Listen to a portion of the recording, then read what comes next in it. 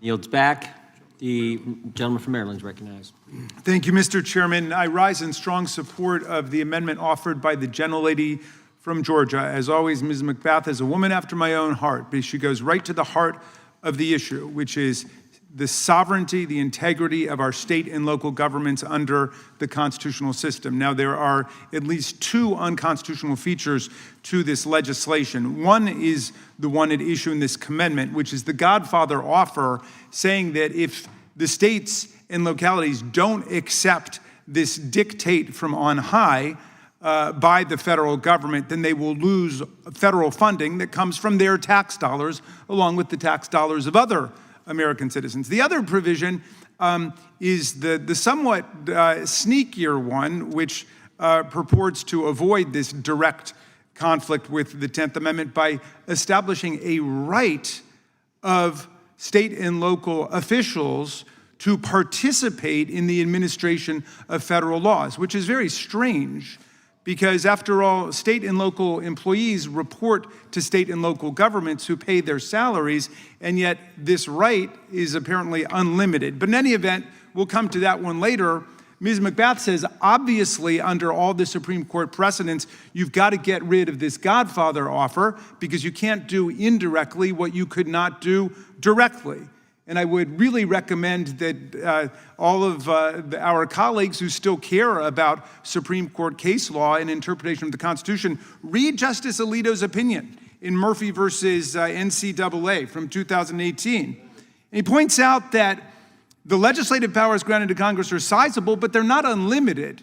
We are a body of defined enumerated powers, and all powers not expressly delegated to the Congress of the United States are reserved to the states and the people in the 10th Amendment. The anti-commandeering doctrine, writes Justice Alito, simply represents the recognition of this limit on congressional authority for people who are still interested in the original constitutional design. Well, what's the purpose behind the anti-commandeering doctrine? Justice Alito spells it out very finely. First, the rule serves as one of the Constitution's structural protections of liberty.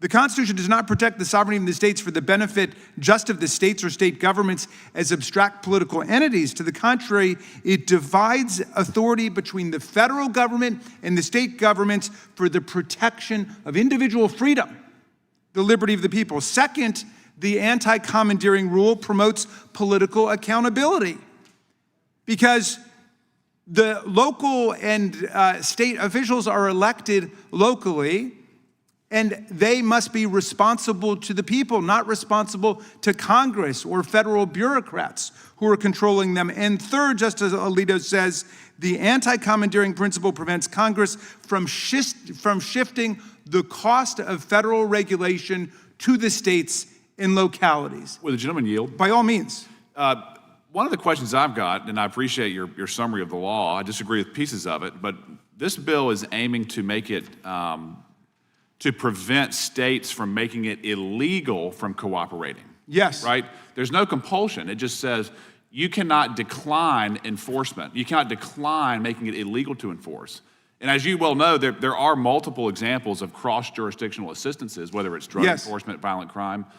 So well, and this is why, thank you, let me answer it, because the Alito decision in Murphy answers precisely your point, because that was the structure of the legislation that was issued there, where the federal law prohibited state authorization of sports gambling. The Congress said, we don't want you to authorize this practice. It's like the sanctuary law. We don't want you to authorize something we disagree with. And the Supreme Court said, even though it doesn't compel an affirmative act by the state or local government, you are interfering with state and local policy when you do that. So I think it will resolve your question completely when you read the Alito decision here. But in any event, that goes to the more subtle point, which we will come to in a moment. I've got something about the 10th Amendment directly.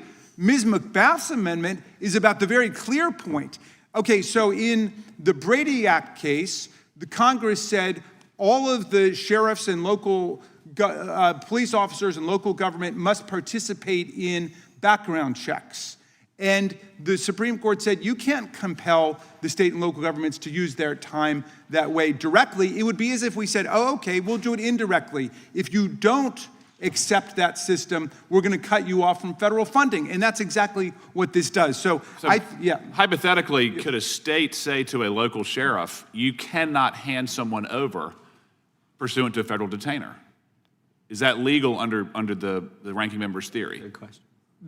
What the states and localities can do is control the conduct of their own officers. And the federal government has the power to enforce the immigration law however it wants. It's got hundreds of billions of dollars. It can do it however it wants. So you think that the state can make it illegal for a sheriff to hand over an illegal alien? No, I don't know that any of them are structured that way. But in any event, what they can say is state and local government have the power to control the time and the conduct and the behavior of their employees. Appreciate the indulgence. Thank you.